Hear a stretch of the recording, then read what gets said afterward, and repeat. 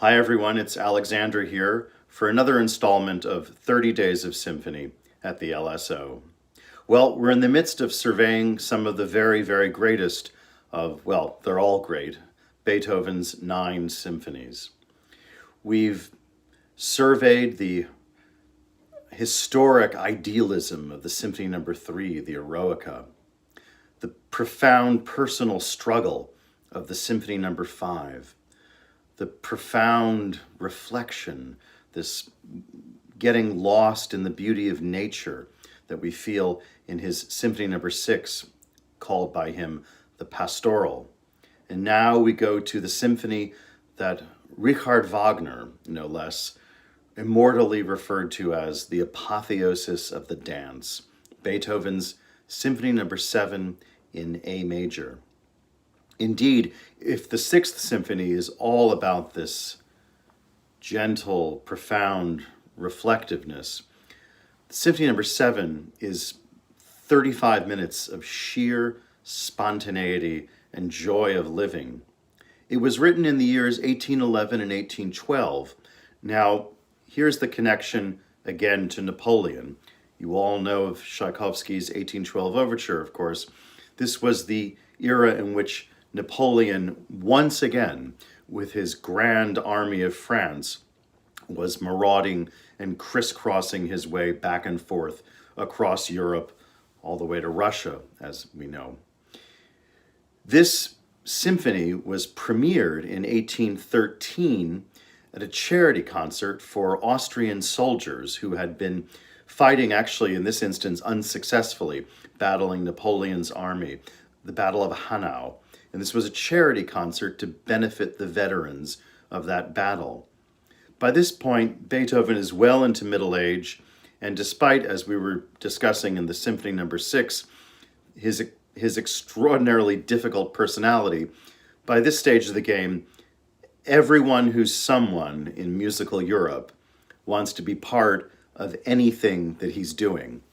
So for this charity world premiere of the Symphony No. 7, many of the greatest musicians of the day, like the violinist and composer Ludwig Spohr, the pianist and virtuoso pianist-composer, I should say, Johann Nepomuk Hummel, Dragonetti, the greatest double bassist of the 19th century.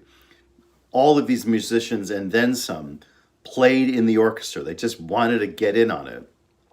And as you'll hear and see and experience in our live performance to follow, they were richly rewarded. This really is like 35 minutes of unbridled spontaneity. Wagner called it this apotheosis of the dance because, in a sense, it doesn't really have a slow movement. Each of the 4 movements is just a feast of kind of dotted rhythms and just rhythms that are repeated again and again and again, just to the point of complete obsessiveness.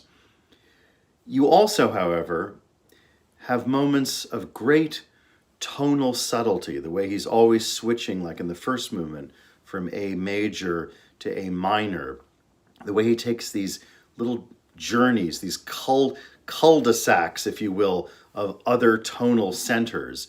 It's all handled with incredible subtlety while that incredible rhythmic intensity is going on always and everywhere.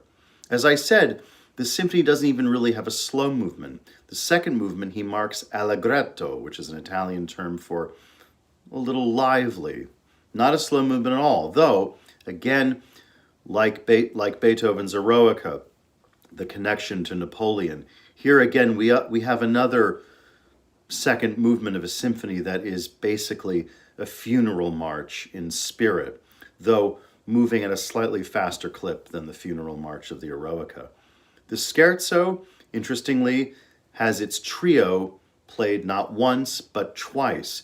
The trio is based actually on an old Austrian pilgrim's hymn, which, again, fits in with the real solemnity of the time in which Beethoven wrote this piece.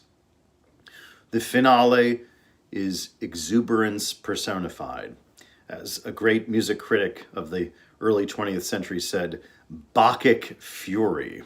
The god Bacchus has descended amongst us, and it's non-stop revelry.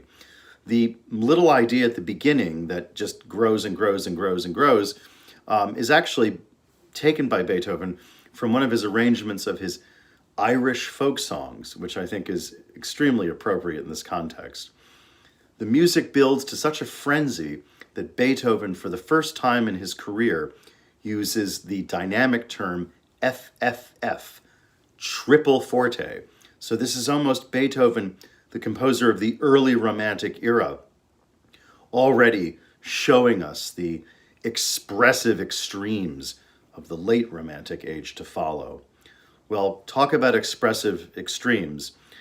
We're now going to sample what is regarded by many as the greatest live performance ever of Beethoven 7 from the late 1980s, I believe. The great late conductor, a conductor so great that he's really become a cult figure in the world of classical music, Carlos Kleiber, here conducts the Concertgebouw Orchestra of Amsterdam, Beethoven's Symphony No. 7, this wild ride in the key of A major.